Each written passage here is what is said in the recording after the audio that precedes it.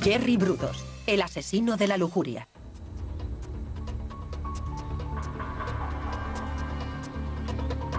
El 10 de mayo de 1969, dos hombres hacen un escalofriante descubrimiento en el río Long Tom de Oregón.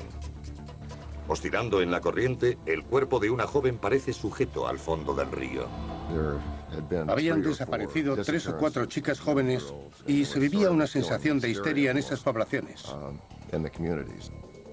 Habían desaparecido 4 mujeres y el cadáver confirmaba el peor temor de la familia. Era Linda Seeley.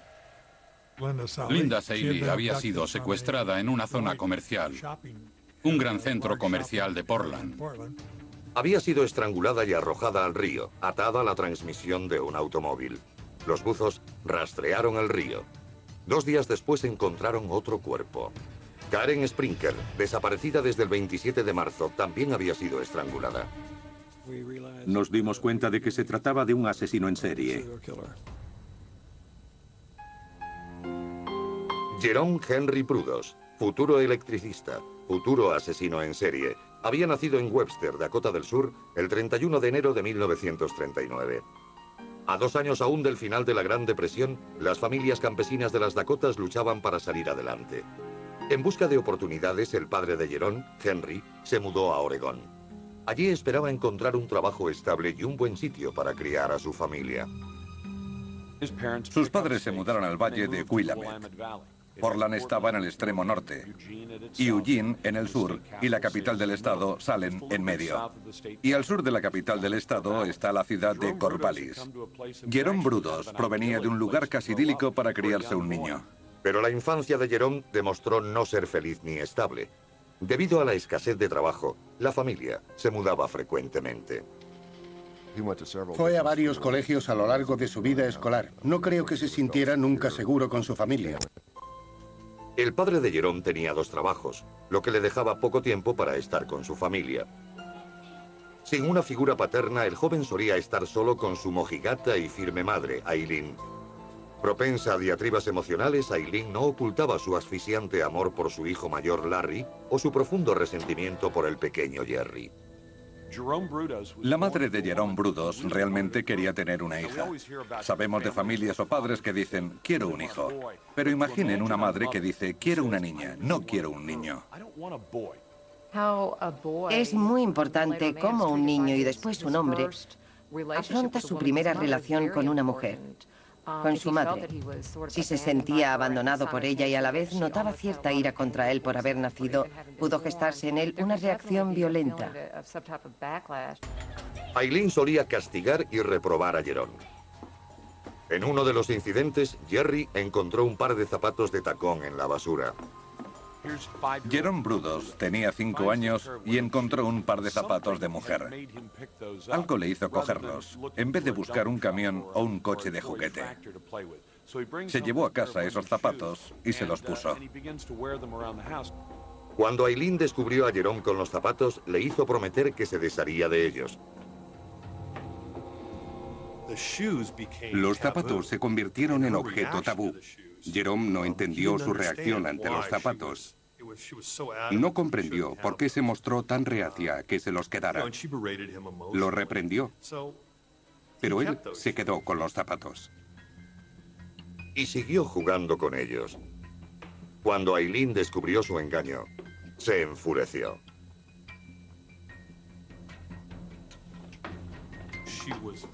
Perdió el control y quemó los zapatos delante de él. Recibió ese mensaje de su madre, un mensaje de profunda desaprobación.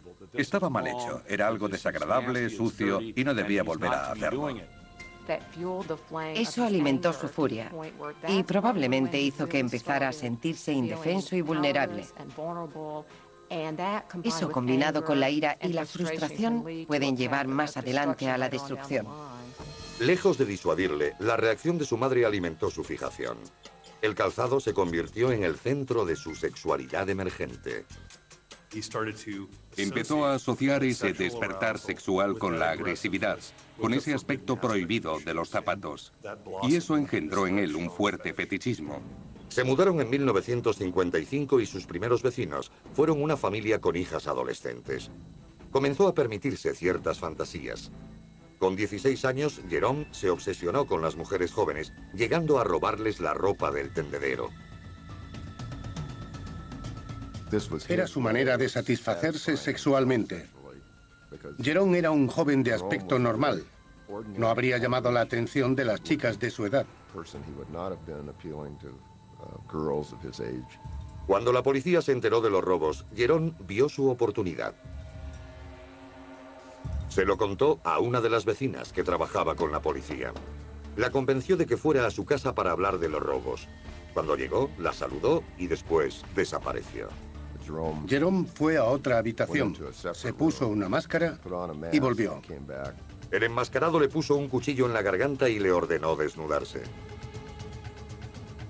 Tuvo que desnudarse. Él le hizo fotos y salió de la habitación. Cuando la aterrada joven huyó de la escena, Jerome le suplicó que volviera, alegando que un extraño le había encerrado en el granero. Intentó convencerla de que él no era el culpable. La joven dudó de Brudos, pero decidió no denunciarlo. Jerome se envalentonó. Un día, mientras acompañaba a una joven, se detuvo en una granja abandonada. Allí la ordenó desnudarse. Cuando se negó, Brudos se enfureció. La desnudó él mismo y la golpeó. Fue sádico y violento. Estaba en plena pubertad cuando empiezan a gestarse los aspectos más violentos de la personalidad. Una pareja que pasaba por allí vio la pelea y llamó a la policía. Le arrestaron. Confesó y entonces encontraron sus cosas: los zapatos, la ropa interior y la cámara. Los investigadores descubrieron fotos de la vecina de Jerome desnuda. La interrogaron y ella describió el ataque. La policía supo que había arrestado a un adolescente perturbado. Pero nadie sospechaba los horribles crímenes que podía perpetrar este pecoso. Y cuando lo liberaran, Jerome Brudos y sus inquietantes fantasías sexuales entrarían en una espiral sin control.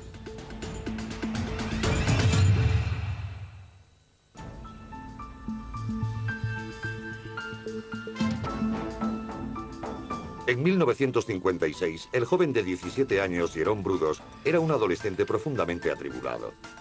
Era fetichista de los zapatos y ropa interior de mujer que robaba y vestía en secreto.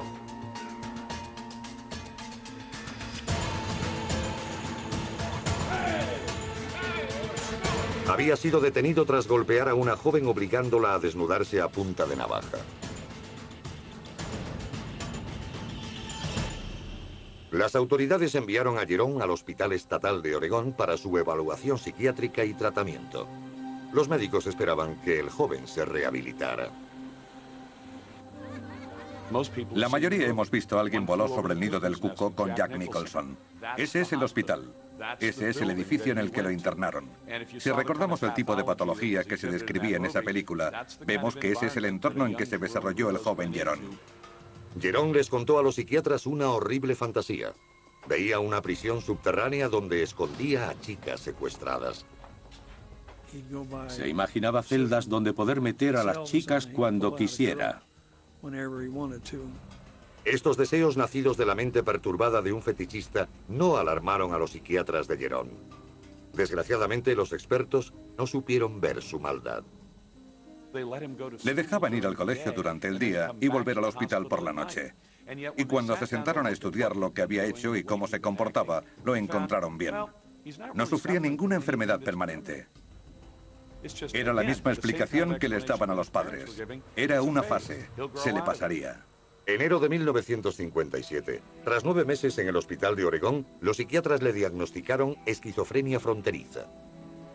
A pesar de este diagnóstico, lo consideraban apto para vivir en sociedad y lo pusieron en libertad. Brudos volvió a casa para terminar el instituto. Aunque demostraba una gran inteligencia, destacando en electrónica, le faltaba motivación para alcanzar el éxito. Fue uno de los últimos de su clase. Tras fracasar buscando trabajo, se alistó en el ejército en 1959.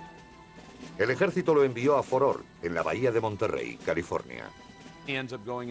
Termina yendo al ejército y sigue teniendo extrañas fantasías y ensoñaciones que no son reales. Tiene que ir al psiquiatra y el médico decide que es peligroso dejarlo en el ejército y que hay que expulsarlo. Dado de baja en el ejército por sus peculiares obsesiones, regresó a Oregón a vivir con su madre. Tuvo una fría acogida. Eileen insistió en que Jerome durmiera en la leñera detrás de la casa. Pronto volvió a caer en sus antiguas costumbres, robar zapatos y ropa interior femenina. Y como aumentaba la obsesión, volvió a atacar a mujeres. A plena luz del día intentó secuestrar a una mujer que trabajaba para la compañía telefónica. Volvía de comer y la abordó cuando se disponía a entrar en su oficina. Cuando ella se resistió, él le puso las manos alrededor del cuello e intentó asfixiarla. Cayó al suelo inconsciente, le quitó los zapatos y la dejó allí.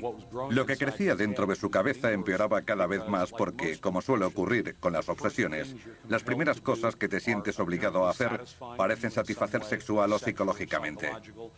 Pero llega un punto en que no basta y hay que hacer más. Jerome Brudos, aún virgen, no sabía cómo hacer más. Desde que se mudó a casa trabajaba como técnico en una emisora de radio local. Un amigo del trabajo le organizó una cita con una joven de 17 años llamada Ralphine. Fue la primera cosa positiva, el primer comportamiento social interactivo que desarrolló. Ralphine quedó entusiasmada con el que parecía un hombre responsable a sus 23 años. Él le demostró cariño y un gran afecto.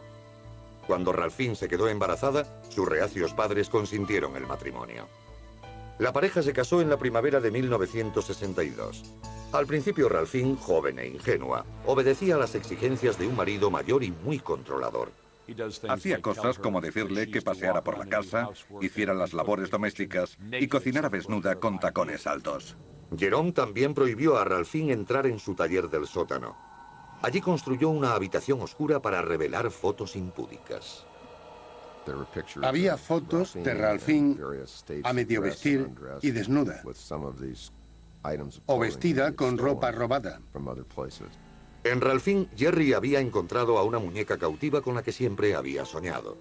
Al principio, la dócil e inexperta joven no pensaba demasiado en sus extrañas exigencias. La gente busca siempre lo mejor en otra gente. Tendemos a pasar por alto los malos modos o comportamientos extraños de los nuestros. Cuando te casas con alguien así, intentas protegerte. Jerome no lograba conservar su trabajo y la familia se mudaba constantemente.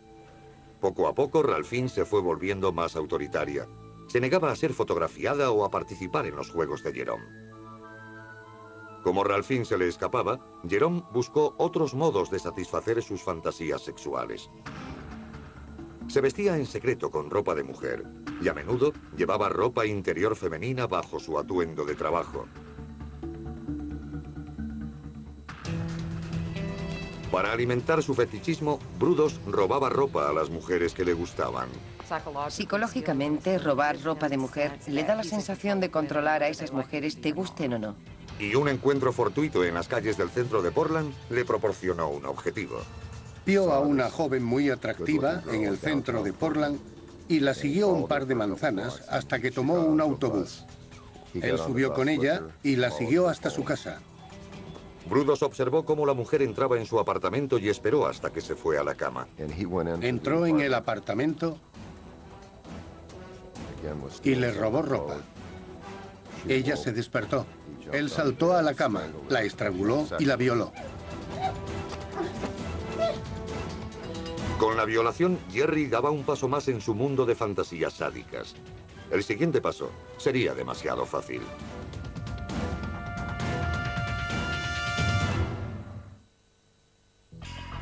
Diez años después de su internamiento adolescente en el hospital de Oregón, Jerome Brudos lograba escapar de la ley. En 1967, el electricista, esposo y padre de 28 años, parecía un ciudadano modelo. Pero bajo esa superficie fermentaban deseos inquietantes y violentos. Poco después del nacimiento de su segundo hijo, Brudos, atacó y violó a una mujer. La violación de la mujer describe una progresión en su psicopatía. Estaba desatado, cada vez era más audaz, más temerario. Tenía más confianza en su capacidad de cometer ese tipo de crímenes y salir indemne. La frustración en su hogar le lleva a mayores excesos. Su esposa Ralphine estaba demasiado ocupada criando a sus 2 hijos. No tenía tiempo para satisfacer sus fantasías sexuales. En un intento de llamar la atención, dejó unas fotos comprometidas para que su mujer las encontrara. Eran fotografías de Jerome vestido con ropas de mujer, con medias y tacones altos. Su mujer ignoró las fotos del travestido y Jerome empezó a pasar más y más tiempo en el taller del sótano. Cuando se casaron, eligió a alguien que no hiciera demasiadas preguntas. Ella no quería saber toda la historia, eso sería psicológicamente perjudicial. El 26 de enero de 1968, Linda Slosson, de 19 años, vendía enciclopedias de puerta en el barrio de Brudos. Vio a Jerome trabajando en el jardín. Él se mostró entusiasmado por las enciclopedias y ella le siguió al interior de su casa. La llevó al sótano con la excusa de no querer molestar a los de arriba. Cuando la tuvo en el sótano, se aproximó a ella por detrás y la golpeó en la cabeza con un madero. El golpe no la mató. Brudos terminó la faena estrangulando a Linda hasta dejarla sin vida. Después, subió y le dio a su esposa dinero para que se llevara a los niños a comer fuera. El sello característico de la psicopatía es esa falta de empatía, la sensación de tener derecho sobre algo, el narcisismo. La mayoría de los asesinos en serie son psicópatas. Es el trastorno de la personalidad que les permite cometer un homicidio y continuar la vida con su familia como si nada hubiera ocurrido. Con su familia fuera de casa, Jerome podía dar rienda suelta a sus fantasías sexuales con su víctima. Para algunos asesinos en serie, lo bueno es la interacción con el cadáver y el control y la cercanía que tienen con él. Porque cuando la víctima está muerta, tienen el control absoluto sobre ella. Eligiendo de su colección de ropa interior femenina, Jerome le puso tacones altos y lencería e hizo numerosas fotos. Cogió una sierra y le cortó uno de los pies. Lo guardó como trofeo. Lo metió en el congelador. Periódicamente lo sacaba. Era un objeto fetiche para él. Le ponía un zapato de mujer y se masturbaba. Se excitaba con él. Por la noche, mientras su familia dormía, Jerome metió el cadáver de Linda Slosson en su coche. Ató el cuerpo a la transmisión de un automóvil y lo arrojó al río Lonton.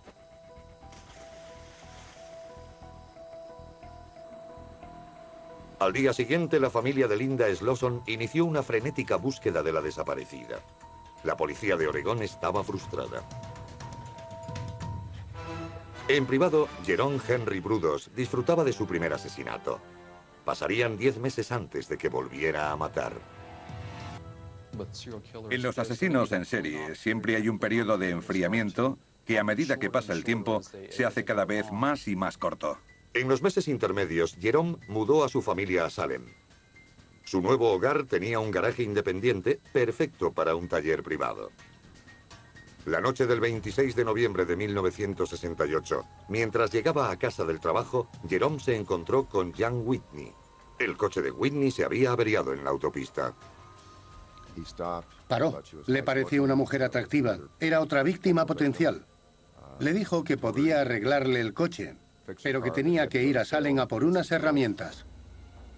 Jerry llevó a Jan a Salem y la dejó en el coche mientras entraba en su casa. Cuando regresó al coche, se metió en el asiento delantero, detrás de ella.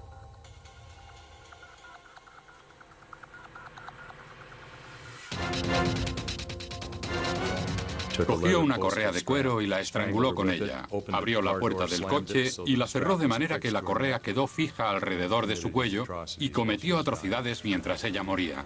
Brudos violó a la moribunda en el asiento delantero del automóvil familiar. Jerome Brudos y sus enfermos deseos le llevan a lugares donde nunca había estado antes. Estaba violando a una mujer muerta. Al final, la dejó colgando de un gancho como un trozo de carne en su garaje. También hay una subyacente corriente de violencia y furia en él. La mala relación con su madre le hace sentir ira. No es lo que ella quiere y eso le da vergüenza. Esa vergüenza va unida a su sexualidad porque su madre no quería que llevara zapatos de mujer y transfería esa representación de la sexualidad al resto de las mujeres de la sociedad. Brudos mantuvo el cadáver de Jan Whitney colgando del garaje durante 5 días, violándola repetidamente. Jerry Brudos era un asesino lujurioso. Ese tipo de asesinos mata y mantiene relaciones sexuales con los muertos. La necrofilia es otra de sus motivaciones. Con el cadáver de Jan Whitney colgando, Jerome llevó a su familia a pasar un largo fin de semana fuera. Mientras estaban de vacaciones, ocurrió un accidente que estuvo a punto de exponer el más oscuro secreto de Jerome. Un coche se empotró contra su garaje y parte de su taller, y alguien llamó a la policía. La policía llegó a investigar el accidente. La policía no vio el cuerpo de Whitney. Uno de los agentes llegó a ver incluso el garaje a través de una de las grietas. Si hubiera entrado, hubiera visto a Jan Susan Whitney colgada en el taller. A Brudos le estimuló la proximidad de la policía. Se creyó muy inteligente. La policía estaba a un nivel mucho menor que el suyo. Con su deseo cumplido, Jerome se cansó de su último trofeo. Tiró el cuerpo de Jan Whitney por el puente al río Willamette. Ya habían desaparecido 2 mujeres en Oregón, pero nadie sospechaba que había un atroz asesino en serie suelto en el noroeste.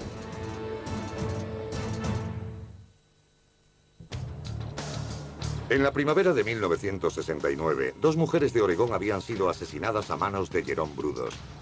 Ambos cuerpos habían sido violados y mutilados.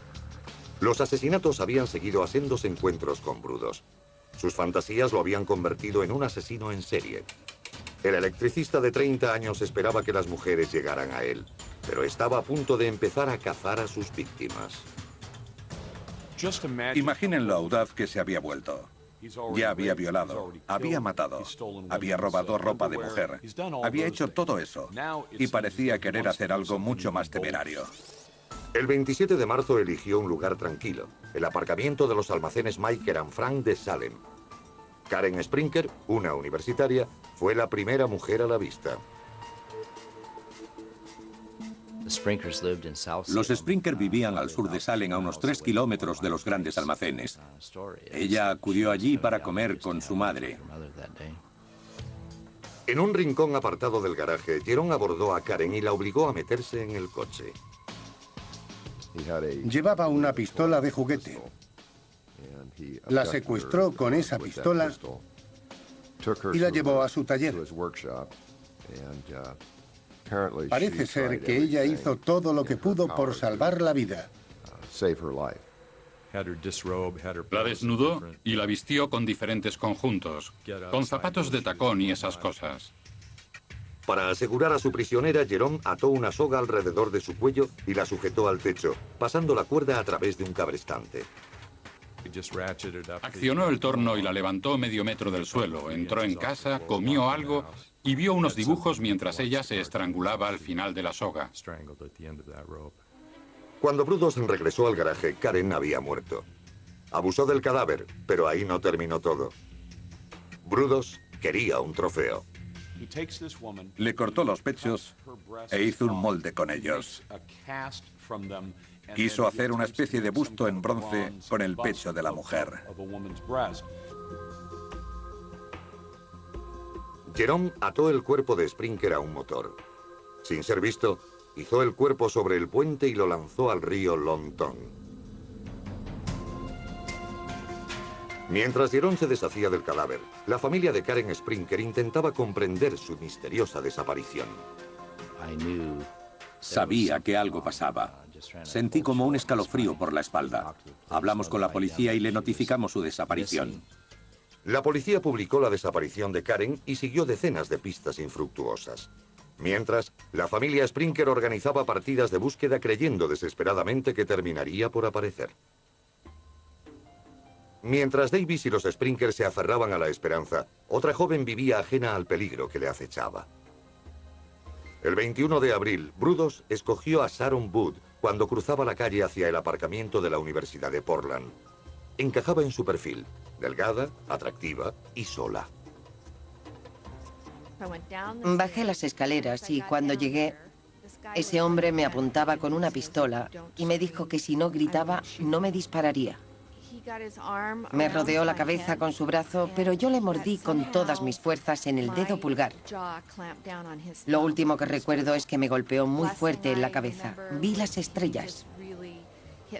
Y después saltó y salió corriendo. La resistencia de Sharon asustó a Jerome, pero logró huir sin llamar la atención. Desgraciadamente, la policía de Portland no relacionó inmediatamente al atacante de Sharon con la mujer que había desaparecido. Brudos volvió a atacar. Su siguiente víctima fue Gloria Smith. Era una niña de 12 años que iba al Instituto Paris Junior de Salem. Jerry Brudos usó una pistola para secuestrarla. Cuando se dirigían al coche y pasaban entre dos casas, la niña vio a una mujer que arreglaba su jardín y aprovechó para salir corriendo hacia ella. Brudos se subió al coche y huyó alimentando otro fracaso. No estaba preparado para enfrentarse a las mujeres que le plantaban cara o a las que gritaban e intentaban escapar, porque no era del tipo de personas que salían en su busca. Quería que fueran un juguete en su taller. Se dio cuenta de que debía atraer a sus víctimas en vez de asustarlas. Compró una placa falsa de policía y comenzó a acechar el aparcamiento de un centro comercial de Portland. Allí vio a Linda Shaley, de 22 años. Cuando Linda se aproximaba a su coche cargada con regalos de cumpleaños para su novio, Brudos la abordó. Se puso delante con la placa haciéndose pasar por un agente de seguridad, informándola de que había habido muchos robos y de que tenía que acercarse a comisaría para un interrogatorio. Linda entró en el coche de Jerome. Él la llevó de Portland a Salem, directamente a su garaje. La metió en el taller y la ató. Se fue a cenar y cuando volvió la chica estaba allí, sin atar y no se movía.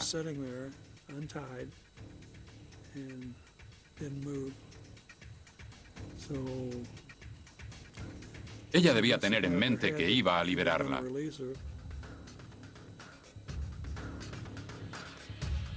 Jerome volvió a atarla y la colgó del techo para desnudarla y fotografiarla.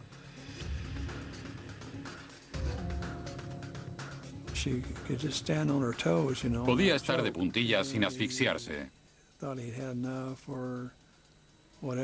Cuando se cansó, tensó la cuerda y la ahogó. Ellos no sienten las emociones como el resto de la gente. La dicotomía de subir y comer con su familia y que hubiera una víctima moribunda en el sótano le hacían sentirse un depredador. Jerome ató el cuerpo de Linda a un motor y volvió al puente que cruzaba el río Long Tongue. Para Brudos no fue el asesinato perfecto. No se había quedado con ningún trofeo. No le cortó los pechos. Cuando le pregunté por qué, me dijo que sus pechos eran rosados, que no tenían la areola decolorada alrededor del pezón, y eso no le gustaba. Los asesinos en serie siguen matando porque adornan y desarrollan esa fantasía hasta conseguir el asesinato perfecto. Jerome sabía que podía ejecutar el asesinato perfecto, mientras nadie lo detuviera. Se creía mucho más inteligente que sus perseguidores.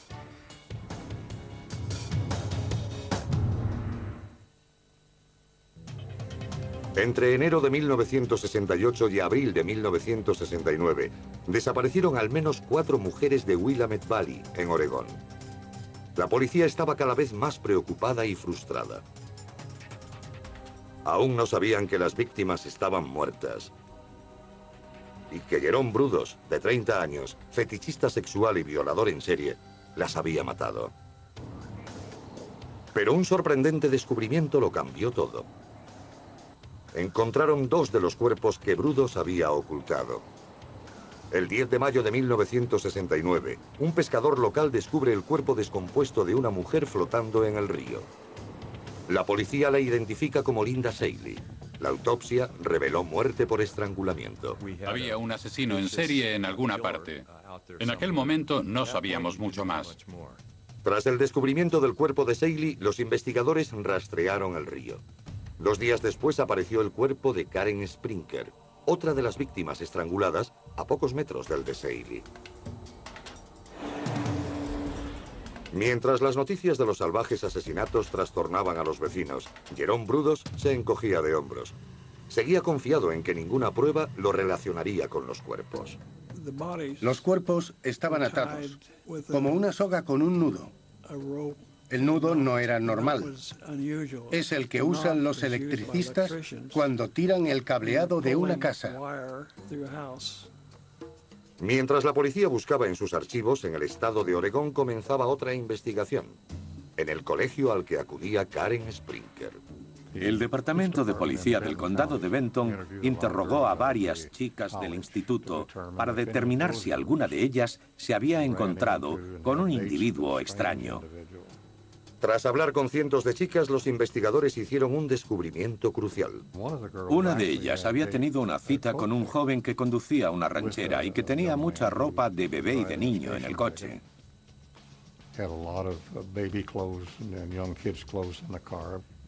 Otra estudiante dijo haber visto a un hombre rondando por la residencia de estudiantes. El hombre dijo ser un veterano de Vietnam en busca de compañía, pero no dejaba de hablar de las mujeres desaparecidas. Ella lo encontró escalofriante y accedió a ayudar a la policía para tenderle una trampa. La policía le dijo que se pusiera en contacto con ellos si volvía a dar señales de vida. Lo hizo y la policía le estaba esperando. Se identificó como Jerry Brudos. El detective Jim Stovall pidió los antecedentes policiales de Jerome Brudos y descubrió que era electricista. Pero lo más importante, Stovall se enteró del internamiento psiquiátrico de Jerome por sus ataques adolescentes. Le hizo una visita para indagar algo más. Fuimos al garaje y hablamos allí. Los agentes encontraron la soga con la que habían sido atados los cuerpos de Karen Sprinker y Seeley. Había claros indicios de que podía ser el responsable. Los agentes no tenían una orden de registro. Sin la soga, carecían de pruebas cruciales. Inexplicablemente, Brudos solucionó el problema. Dijo, parecen interesados en la soga. ¿Quieren un trozo? Yo le dije que sí, y me cortó un trozo. Los asesinos en serie están convencidos de que son más inteligentes que los agentes. Cometen errores porque creen que no pueden cogerlos. Con la ayuda del asesino, los científicos forenses relacionaron rápidamente a Brudos con la soga que usó para atar a sus víctimas. A pesar de sus bravatas, Brudos se alarmó por el interrogatorio de la policía. Hizo una discreta visita al abogado Daley Trey. Mantuvo su inocencia en todo momento. Yo le dije que si era inocente, no habría ningún problema, pero que si era culpable, no debía dejar que la policía investigara su casa o sus coches. Brudos tomó el consejo al pie de la letra. Cuando la policía obtuvo una orden de registro para su coche, él se adelantó a los acontecimientos. El interior del coche estaba mojado. Cuando le pregunté qué había pasado, me dijo que había ido a un lavacoches. Se había dejado la ventanilla izquierda bajada y se había empapado. La policía necesitaba desesperadamente pruebas para arrestar a Brudos. Les preocupaba que pudiera fugarse a Canadá. Si Gloria Smith, la estudiante a la que había atacado el 22 de abril, lo identificaba, podrían acusarle al menos de secuestro. Le enseñé 10 o 12 fotos, se las puse delante y le dije, tómate tu tiempo, míralos bien a todos y dime si ves a alguien que te resulte familiar. Se paró y dijo, este se parece mucho, pero el otro tenía muchas pecas. Era la foto de Jerome Brudos. El 30 de mayo de 1969, la policía alcanzaba a Jerome y Ralphine Brudos mientras se dirigían al norte hacia la frontera canadiense. La policía los seguía con una orden de arresto. Decidimos ejecutar la orden de arresto y cuando llegamos a Salem no salió de la autopista, siguió en dirección norte. Tuvimos que detener el coche y lo detuvimos. A 400 kilómetros de la frontera, la policía encontró a Brudos oculto bajo una manta en el asiento de atrás. Cuando lo arrestamos y le dimos la ropa de la cárcel, vimos que llevaba panties de seda de mujer. Dijo sentirse más cómodo así.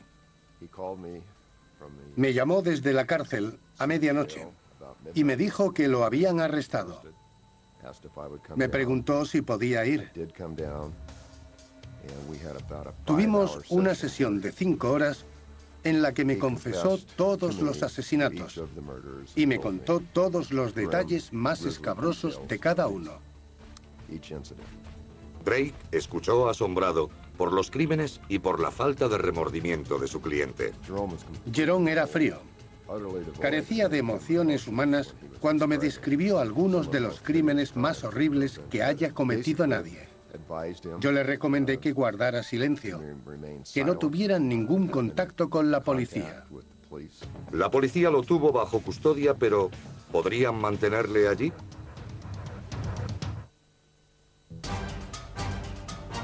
...30 de mayo de 1969.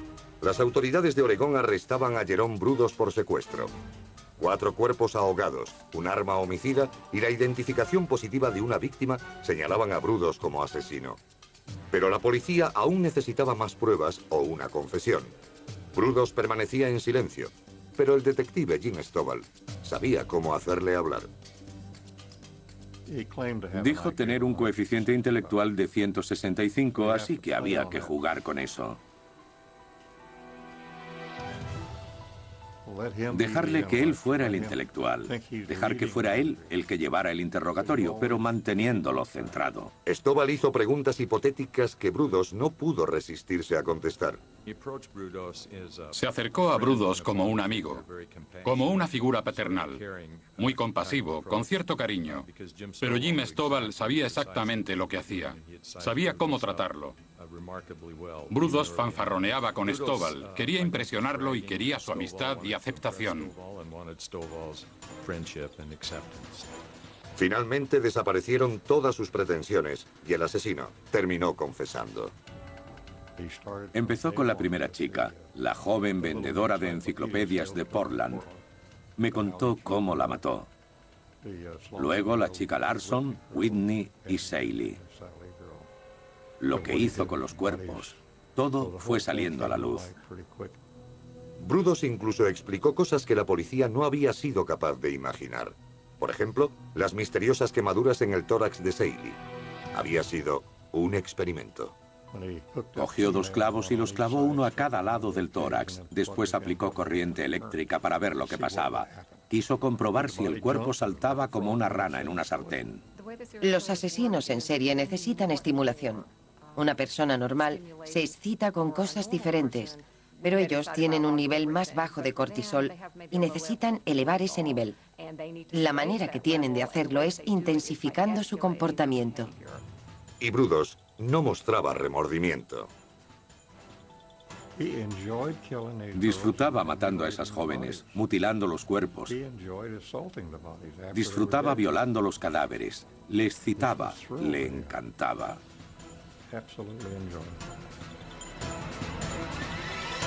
No tenía conciencia, no tenía remordimientos. Me dijo que las mujeres a las que había asesinado no eran más que objetos para él. Y metafóricamente, Brudos la describía como papel de regalo. Una vez que lo has usado, te deshaces de él. ¿Por qué no hacerlo cuando ya no se va a usar? Con la confesión de Brudos, la policía pidió una orden de registro de su taller. El 3 de junio empezaron a recoger pruebas. Recuerdo que las fotografías estaban pegadas con cinta al cajón de un armario. Había fotos de todas las mujeres, vestidas y desnudas, algunas vivas y otras ya muertas.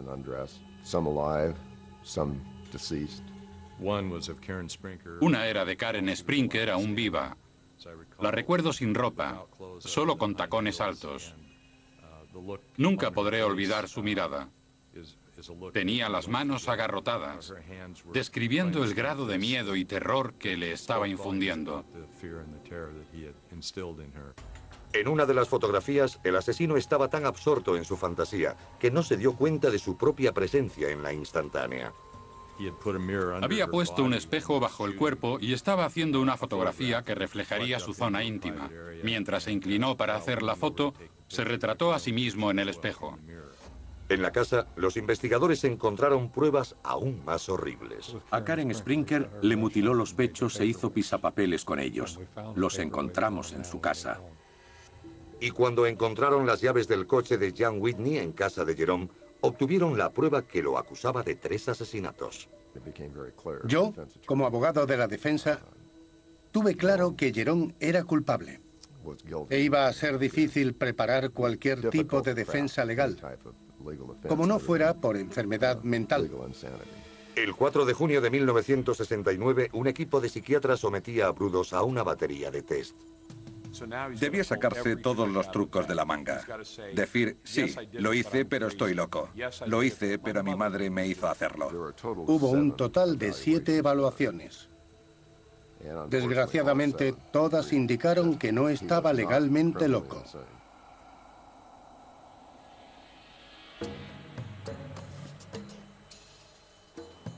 El 27 de junio de 1969, Jerome Henry Brudos aparecía tranquilo ante el juez Val Sloper en el juzgado del condado de Marion. Acusado de 3 asesinatos, se declaró culpable de todo. El juez lo interrogó cuidadosamente y lo envió a la prisión. Todo había terminado. El mundo podía respirar aliviado. Brudos fue condenado a 3 cadenas perpetuas, al menos 36 años de cárcel. El asesino de la lujuria tendría 66 años antes de poder acogerse a la condicional. Pero, ¿y Ralphine? A los investigadores les costaba creer que no hubiera participado en los crímenes de su marido. Fue acusada de cómplice, pero fue hallada inocente. Solicitó la patria potestad de los 2 hijos y supongo que dejó la zona. Abandonado por Ralphine y condenado al ostracismo por los otros reclusos, Jerome pasó sus solitarias horas en la penitenciaría de Oregón presentando recursos. Se presentó en numerosas ocasiones ante el tribunal encargado de la condicional, pero era obvio que no iba a salir nunca de la cárcel.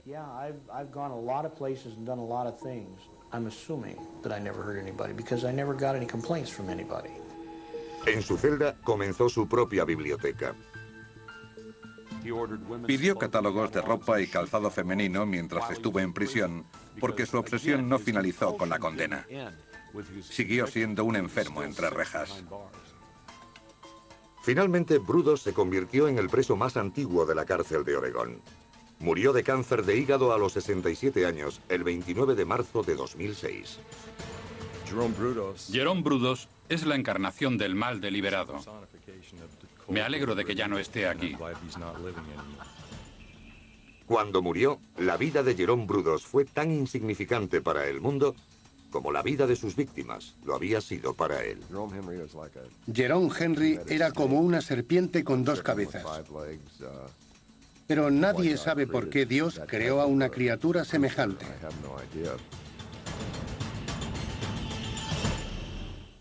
Es como decirle que paseara por la casa, hiciera las labores domésticas y cocinara desnuda con tacones altos. Jerome también prohibió a Ralphine entrar en su taller del sótano. Allí construyó una habitación oscura para revelar fotos impúdicas. Había fotos de Ralphine a medio vestir y desnuda, o vestida con ropa robada. En Ralphine, Jerry había encontrado a una muñeca cautiva con la que siempre había soñado. Al principio, la dócil e inexperta joven no pensaba demasiado en sus extrañas exigencias. La gente busca siempre lo mejor en otra gente. Tendemos a pasar por alto los malos modos o comportamientos extraños de los nuestros. Cuando te casas con alguien así, intentas protegerte. Jerome no lograba conservar su trabajo y la familia se mudaba constantemente. Poco a poco, Ralphine se fue volviendo más autoritaria.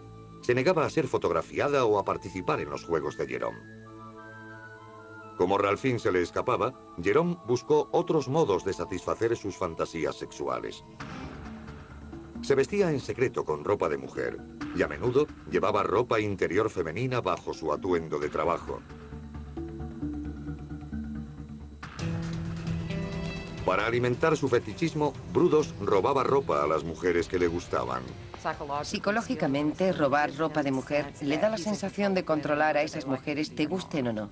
Y un encuentro fortuito en las calles del centro de Portland le proporcionó un objetivo. Vio a una joven muy atractiva en el centro de Portland y la siguió un par de manzanas hasta que tomó un autobús. Él subió con ella y la siguió hasta su casa. Brudos observó cómo la mujer entraba en su apartamento y esperó hasta que se fue a la cama. Entró en el apartamento y le robó ropa. Ella se despertó. Él saltó a la cama, la estranguló y la violó. Con la violación, Jerry daba un paso más en su mundo de fantasías sádicas. El siguiente paso sería demasiado fácil.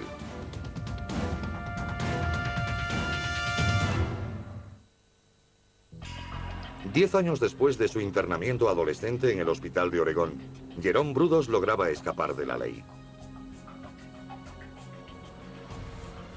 En 1967, el electricista, esposo y padre de 28 años, parecía un ciudadano modelo. Pero bajo esa superficie fermentaban deseos inquietantes y violentos. Poco después del nacimiento de su segundo hijo, Brudos atacó y violó a una mujer. La violación de la mujer describe una progresión en su psicopatía. Estaba desatado. Es como decirle que paseara por la casa, hiciera las labores domésticas y cocinara desnuda con tacones altos. Jerome también prohibió a Ralphine entrar en su taller del sótano. Allí construyó una habitación oscura para revelar fotos impúdicas. Había fotos de Ralphine a medio vestir y desnuda, o vestida con ropa robada. En Ralphine, Jerry había encontrado a una muñeca cautiva con la que siempre había soñado. Al principio, la dócil e inexperta joven no pensaba demasiado en sus extrañas exigencias. La gente busca siempre lo mejor en otra gente. Tendemos a pasar por alto los malos modos o comportamientos extraños de los nuestros. Cuando te casas con alguien así, intentas protegerte. Jerome no lograba conservar su trabajo y la familia se mudaba constantemente. Poco a poco, Ralphine se fue volviendo más autoritaria. Se negaba a ser fotografiada o a participar en los juegos de Jerome. Como Ralphine se le escapaba, Jerome buscó otros modos de satisfacer sus fantasías sexuales. Se vestía en secreto con ropa de mujer y a menudo llevaba ropa interior femenina bajo su atuendo de trabajo. Para alimentar su fetichismo, Brudos robaba ropa a las mujeres que le gustaban. Psicológicamente, robar ropa de mujer le da la sensación de controlar a esas mujeres, te gusten o no. Y un encuentro fortuito en las calles del centro de Portland le proporcionó un objetivo. Vio a una joven muy atractiva en el centro de Portland y la siguió un par de manzanas hasta que tomó un autobús. Él subió con ella y la siguió hasta su casa. Brudos observó cómo la mujer entraba en su apartamento y esperó hasta que se fue a la cama. Entró en el apartamento y le robó ropa. Ella se despertó. Él saltó a la cama, la estranguló y la violó. Con la violación, Jerry daba un paso más en su mundo de fantasías sádicas. El siguiente paso sería demasiado fácil.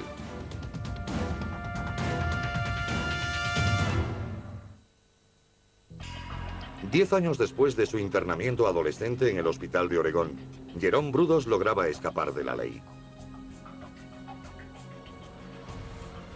En 1967, el electricista, esposo y padre de 28 años, parecía un ciudadano modelo. Pero bajo esa superficie fermentaban deseos inquietantes y violentos. Poco después del nacimiento de su segundo hijo, Brudos atacó y violó a una mujer. La violación de la mujer describe una progresión en su psicopatía. Estaba desatado. Bajé las escaleras y cuando llegué, ese hombre me apuntaba con una pistola y me dijo que si no gritaba, no me dispararía. Me rodeó la cabeza con su brazo, pero yo le mordí con todas mis fuerzas en el dedo pulgar. Lo último que recuerdo es que me golpeó muy fuerte en la cabeza. Vi las estrellas. Y después saltó y salió corriendo. La resistencia de Sharon asustó a Jerome, pero logró huir sin llamar la atención. Desgraciadamente, la policía de Portland no relacionó inmediatamente al atacante de Sharon con la mujer que había desaparecido. Brudos volvió a atacar. Su siguiente víctima fue Gloria Smith. Era una niña de 12 años que iba al Instituto Paris Junior de Salem. Jerry Brudos usó una pistola para secuestrarla. Cuando se dirigían al coche y pasaban entre dos casas, la niña vio a una mujer que arreglaba su jardín y aprovechó para salir corriendo hacia ella. Brudos se subió al coche y huyó alimentando otro fracaso. No estaba preparado para enfrentarse a las mujeres que le plantaban cara o a las que gritaban e intentaban escapar, porque no era del tipo de personas que salían en su busca. Quería que fueran un juguete en su taller. Se dio cuenta de que debía atraer a sus víctimas en vez de asustarlas. Compró una placa falsa de policía y comenzó a acechar el aparcamiento de un centro comercial de Portland. Allí vio a Linda Seeley, de 22 años. Cuando Linda se aproximaba a su coche cargada con regalos de cumpleaños para su novio, Brudos la abordó. Se puso delante con la placa haciéndose pasar por un agente de seguridad, informándola de que había habido muchos robos y de que tenía que acercarse a comisaría para un interrogatorio. Linda entró en el coche de Jerome. Él la llevó de Portland a Salem, directamente a su garaje. La metió en el taller y la ató. Se fue a cenar y cuando volvió la chica estaba allí, sin atar y no se movía.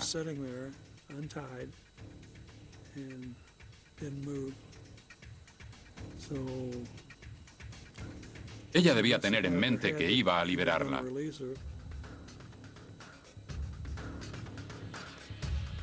Jerome volvió a atarla y la colgó del techo para desnudarla y fotografiarla.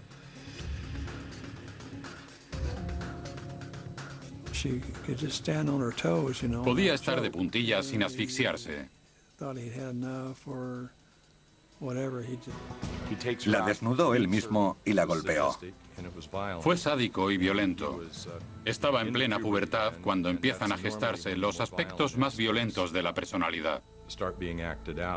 Una pareja que pasaba por allí vio la pelea y llamó a la policía. Le arrestaron. Confesó y entonces encontraron sus cosas: los zapatos, la ropa interior y la cámara. Los investigadores descubrieron fotos de la vecina de Jerome desnuda. La interrogaron y ella describió el ataque. La policía supo que había arrestado a un adolescente perturbado. Pero nadie sospechaba los horribles crímenes que podía perpetrar este pecoso. Y cuando lo liberaran, Jerome Brudos y sus inquietantes fantasías sexuales entrarían en una espiral sin control.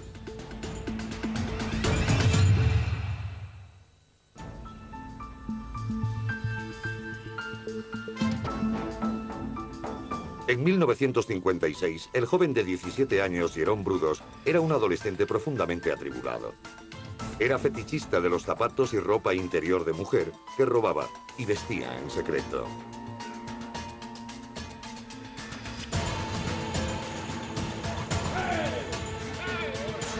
Había sido detenido tras golpear a una joven obligándola a desnudarse a punta de navaja. Las autoridades enviaron a Jerome al Hospital Estatal de Oregón para su evaluación psiquiátrica y tratamiento. Los médicos esperaban que el joven se rehabilitara. La mayoría hemos visto a alguien voló sobre el nido del cuco con Jack Nicholson. Ese es el hospital. Ese es el edificio en el que lo internaron. Si recordamos el tipo de patología que se describía en esa película, vemos que ese es el entorno en que se desarrolló el joven Jerome. Jerome les contó a los psiquiatras una horrible fantasía. Veía una prisión subterránea donde escondía a chicas secuestradas. Se imaginaba celdas donde poder meter a las chicas cuando quisiera. Estos deseos nacidos de la mente perturbada de un fetichista no alarmaron a los psiquiatras de Jerome. Desgraciadamente, los expertos no supieron ver su maldad. Le dejaban ir al colegio durante el día y volver al hospital por la noche. Y cuando se sentaron a estudiar lo que había hecho y cómo se comportaba, lo encontraron bien. No sufría ninguna enfermedad permanente. Era la misma explicación que les daban a los padres. Era una fase. Se le pasaría. Enero de 1957. Tras 9 meses en el hospital de Oregón, los psiquiatras le diagnosticaron esquizofrenia fronteriza. A pesar de este diagnóstico, lo consideraban apto para vivir en sociedad y lo pusieron en libertad. Brudos volvió a casa para terminar el instituto, estrangulada y arrojada al río, atada a la transmisión de un automóvil. Los buzos rastrearon el río. 2 días después encontraron otro cuerpo. Karen Sprinker, desaparecida desde el 27 de marzo, también había sido estrangulada. Nos dimos cuenta de que se trataba de un asesino en serie. Jerome Henry Brudos, futuro electricista, futuro asesino en serie, había nacido en Webster, Dakota del Sur, el 31 de enero de 1939. A 2 años aún del final de la Gran Depresión, las familias campesinas de las Dakotas luchaban para salir adelante. En busca de oportunidades, el padre de Jerome, Henry, se mudó a Oregón.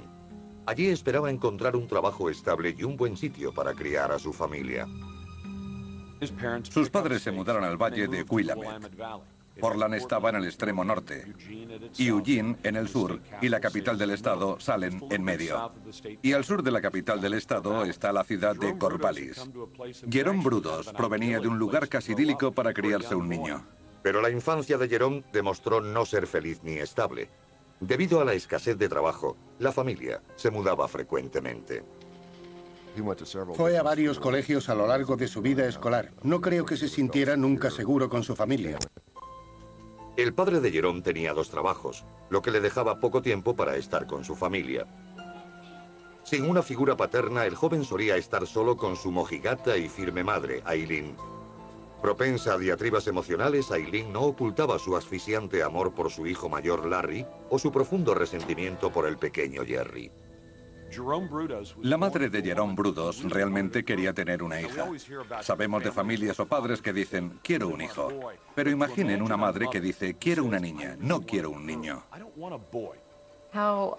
Es muy importante cómo un niño y después un hombre afronta su primera relación con una mujer, con su madre. Si se sentía abandonado por ella y a la vez notaba cierta ira contra él por haber nacido, pudo gestarse en él una reacción violenta. Aileen solía castigar y reprobar a Jerome. En uno de los incidentes, Jerry encontró un par de zapatos de tacón en la basura. Jerome Brudos tenía 5 años y encontró un par de zapatos de mujer. Algo le hizo cogerlos, en vez de buscar un camión o un coche de juguete. Se llevó a casa esos zapatos y se los puso. Cuando Aileen descubrió a Jerome con los zapatos, le hizo prometer que se desharía de ellos.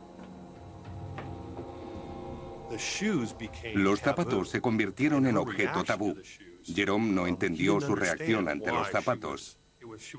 No comprendió por qué se mostró tan reacia a que se los quedara. A su garaje. La metió en el taller y la ató. Se fue a cenar y cuando volvió la chica estaba allí, sin atar y no se movía.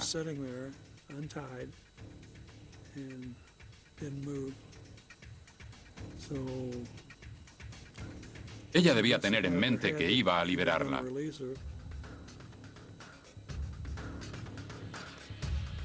Jerome volvió a atarla y la colgó del techo para desnudarla y fotografiarla.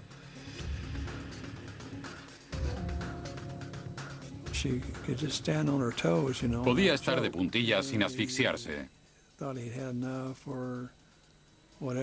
Cuando se cansó, tensó la cuerda y la ahogó.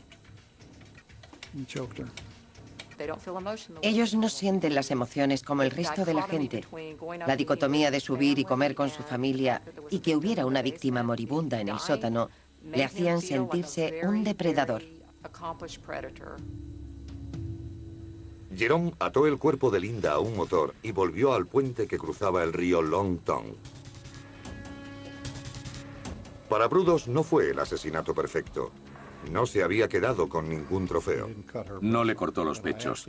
Cuando le pregunté por qué, me dijo que sus pechos eran rosados, que no tenían la areola decolorada alrededor del pezón, y eso no le gustaba. Los asesinos en serie siguen matando porque adornan y desarrollan esa fantasía hasta conseguir el asesinato perfecto. Jerome sabía que podía ejecutar el asesinato perfecto, mientras nadie lo detuviera.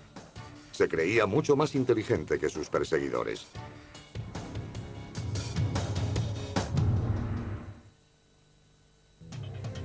Entre enero de 1968 y abril de 1969, desaparecieron al menos 4 mujeres de Willamette Valley, en Oregón. La policía estaba cada vez más preocupada y frustrada. Aún no sabían que las víctimas estaban muertas. Y que Jerome Brudos, de 30 años, fetichista sexual y violador en serie, las había matado. Pero un sorprendente descubrimiento lo cambió todo. Encontraron 2 de los cuerpos que Brudos había ocultado. El 10 de mayo de 1969, un pescador local descubre el cuerpo descompuesto de una mujer flotando en el río. La policía la identifica como Linda Seeley. La autopsia reveló muerte por estrangulamiento. Había un asesino en serie en alguna parte. En aquel momento no sabíamos mucho más. Tras el descubrimiento del cuerpo de Seeley, los investigadores rastrearon el río. 2 días después apareció el cuerpo. Sus enfermos deseos le llevan a lugares donde nunca había estado antes. Estaba violando a una mujer muerta. Al final, la dejó colgando de un gancho como un trozo de carne en su garaje. También hay una subyacente corriente de violencia y furia en él. La mala relación con su madre le hace sentir ira. No es lo que ella quiere y eso le da vergüenza. Esa vergüenza va unida a su sexualidad porque su madre no quería que llevara zapatos de mujer y transfería esa representación de la sexualidad al resto de las mujeres de la sociedad. Brudos mantuvo el cadáver de Jan Whitney colgando del garaje durante 5 días, violándola repetidamente. Jerry Brudos era un asesino lujurioso. Ese tipo de asesinos mata y mantiene relaciones sexuales con los muertos. La necrofilia es otra de sus motivaciones. Con el cadáver de Jan Whitney colgando, Jerome llevó a su familia a pasar un largo fin de semana fuera. Mientras estaban de vacaciones, ocurrió un accidente que estuvo a punto de exponer el más oscuro secreto de Jerome. Un coche se empotró contra su garaje y parte de su taller, y alguien llamó a la policía. La policía llegó a investigar el accidente. La policía no vio el cuerpo de Whitney. Uno de los agentes llegó a ver incluso el garaje a través de una de las grietas. Si hubiera entrado, hubiera visto a Jan Susan Whitney colgada en el taller. A Brudos le estimuló la proximidad de la policía. Se creyó muy inteligente. La policía estaba a un nivel mucho menor que el suyo. Con su deseo cumplido, Jerome se cansó de su último trofeo. Tiró el cuerpo de Jan Whitney por el puente al río Willamette. Ya habían desaparecido 2 mujeres en Oregón, pero nadie sospechaba que había un atroz asesino en serie suelto en el noroeste.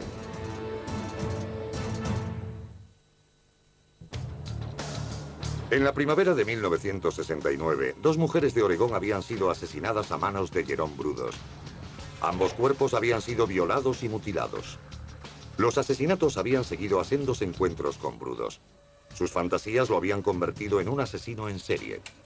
El electricista de 30 años esperaba que las mujeres llegaran a él, pero estaba a punto de empezar a cazar a sus víctimas.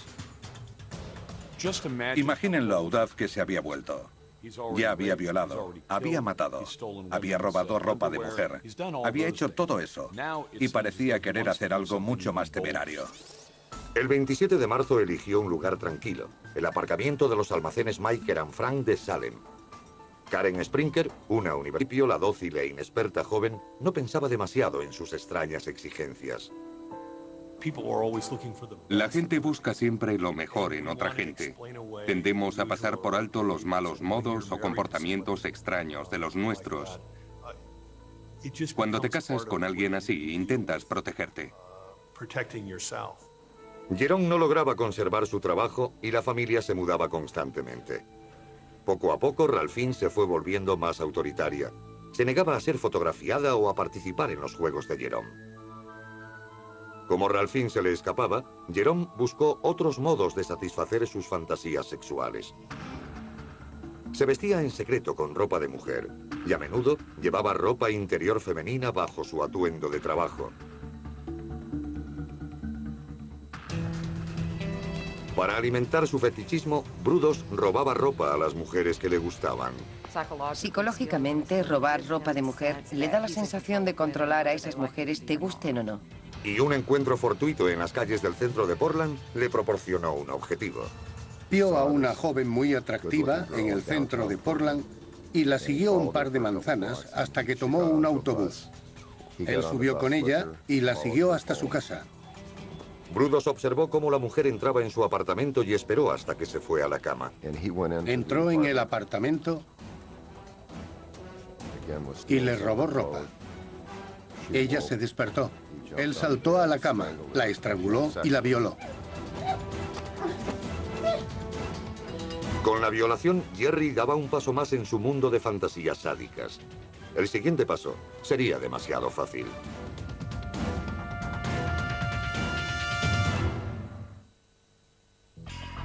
Diez años después de su internamiento adolescente en el hospital de Oregón, Jerome Brudos lograba escapar de la ley. En 1967, el electricista, esposo y padre de 28 años, parecía un ciudadano modelo. Pero bajo esa superficie fermentaban deseos inquietantes y violentos. Poco después del nacimiento de su segundo hijo, Brudos atacó y violó a una mujer. La violación de la mujer describe una progresión en su psicopatía. Estaba desatado, cada vez era más audaz, más temerario. Tenía más confianza en su capacidad de cometer ese tipo de crímenes y salir indemne. La frustración en su hogar le lleva a mayores excesos. Su esposa Ralphine estaba demasiado ocupada criando a sus dos hijos. No tenía tiempo para satisfacer sus fantasías sexuales. En un intento de llamar la atención, dejó unas fotos comprometidas para que su mujer las encontrara. Eran fotografías de Jerome vestido con ropas de mujer, atractiva. Era otra víctima potencial. Le dijo que podía arreglarle el coche, pero que tenía que ir a Salem a por unas herramientas. Jerry llevó a Jan a Salem y la dejó en el coche mientras entraba en su casa. Cuando regresó al coche, se metió en el asiento delantero, detrás de ella.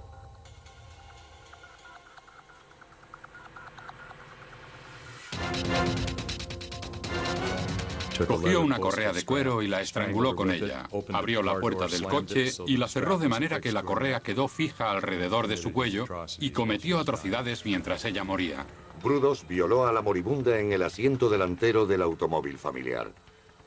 Jerome Brudos y sus enfermos deseos le llevan a lugares donde nunca había estado antes. Estaba violando a una mujer muerta. Al final, la dejó colgando de un gancho como un trozo de carne en su garaje. También hay una subyacente corriente de violencia y furia en él. La mala relación con su madre le hace sentir ira. No es lo que ella quiere y eso le da vergüenza. Esa vergüenza va unida a su sexualidad porque su madre no quería que llevara zapatos de mujer y transfería esa representación de la sexualidad al resto de las mujeres de la sociedad. Brudos mantuvo el cadáver de Jan Whitney colgando del garaje durante 5 días, violándola repetidamente. Jerry Brudos era un asesino lujurioso. Ese tipo de asesinos mata y mantiene relaciones sexuales con los muertos. La necrofilia es otra de sus motivaciones. Con el cadáver de Jan Whitney colgando, Jerome llevó a su familia a pasar un largo fin de semana fuera. Mientras estaban de vacaciones, ocurrió un accidente que estuvo a punto de exponer el más oscuro secreto de Jerome. Un coche se empotró contra su garaje y parte de su taller, y alguien llamó a la policía. La policía llegó a investigar el accidente. La policía no vio el cuerpo de Whitney. Uno de los agentes llegó a ver incluso el garaje a través de una de las grietas. Si hubiera entrado, hubiera visto a Jan Susan Whitney colgada en el taller. A Brudos le estimuló la proximidad de la policía. Se creyó muy inteligente. La policía estaba a un nivel mucho menor que el suyo. Con su deseo cumplido, Jerome se cansó de su último trofeo. Tiró el cuerpo de Jan Whitney por el puente al río Willamette. Ya habían desaparecido 2 mujeres en Oregón, pero nadie sospechaba que había un atroz asesino en serie suelto en el noroeste.